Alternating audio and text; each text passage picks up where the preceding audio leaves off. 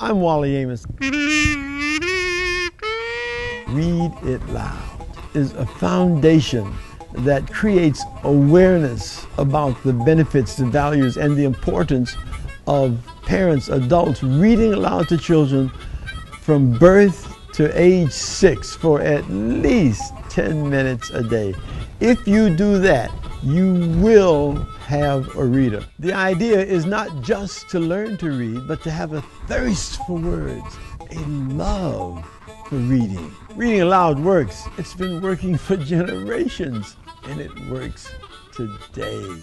Read it loud! Boys and girls, ladies and gentlemen, good afternoon. You guys know Clifford, the big red dog? Would you like to have a dog as big as Clifford? It would really be a challenge feeding him. He'd eat you out of everything. So Clifford and the Grouchy Neighbors. The author and the illustrator of this book is a guy named Norman Bridwell. Clifford and the... Is it nice to be grouchy? No. Much nicer to be friendly and sociable. Do you like dogs? I'm Emily Elizabeth, and my dog is named Clifford. Most people like him. He is a friendly dog, you know. But once we had neighbors who didn't like Clifford at all. Look how mean they're like, oh, you get out of here, you big red dog. Clifford wanted to make friends with them anyhow. Every day he went across the street to visit. The neighbors acted as if he wasn't there. Now that's really being rude, because how could you miss the big red dog?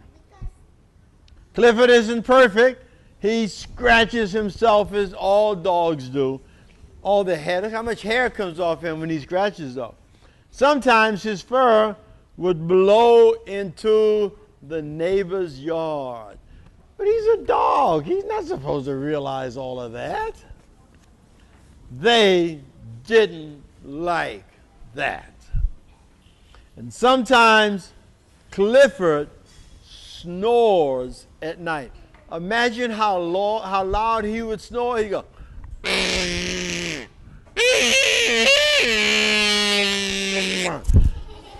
a big red dog. He's got a big red snore. Snored! Even a little snoring bothered them. But Clifford liked them. He liked to listen to the woman singing.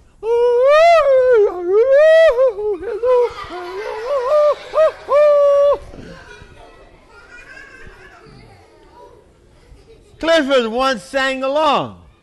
He sang a little too loudly. He sang so loudly, it broke their window pane. Ooh, Clifford's got a big voice. Clifford couldn't seem to do anything right. When he sat by the fence, the man complained that Clifford blocked the sun from his view. One day, Clifford noticed that the tree blocked the sun too. He took care of the tree for the man. He lifted the tree right up out of the ground. Clifford was very embarrassed when he did that, though. And Clifford put the tree back in the ground. After that, I told Clifford to stay away from the neighbors. We saw them at the shopping mall. we didn't go near them. Boy, they look mean. The neighbors, they never smile. I think they need some love in their life. Then Clifford saw that their shopping cart rolled away while they opened their car. He tried to stop the cart. Well, Clifford's bigger than the cart. See, he forgets how big he is. So oftentimes he causes a lot of disturbances just because he can't equate his size to everything else. What a mess! Poor Clifford, poor people. Everything was spilled all over the place. I told Clifford to never, never, never, never go near the neighbors again. Clifford felt so sad, though. Look at Clifford. He's got big tears coming down from his big eyes. Poor Clifford. Clifford stayed on his side of the street. He would sit and watch the man feed the birds. Clifford wished the man liked him as much as he liked the birds. One day, Clifford saw some workmen at the neighbor's house. They were putting in new water pipes. Clifford went over to watch. Clifford could see into the neighbor's yard. Clifford could see into everybody's yard. He was so big. Uh-oh! What's happening? What's the cat getting ready to do? Eat the birds. That's not fun. Clifford knew he couldn't go in the neighbor's yard, so he picked up a water pipe, took a deep breath, and vacuumed the cat right out of the yard.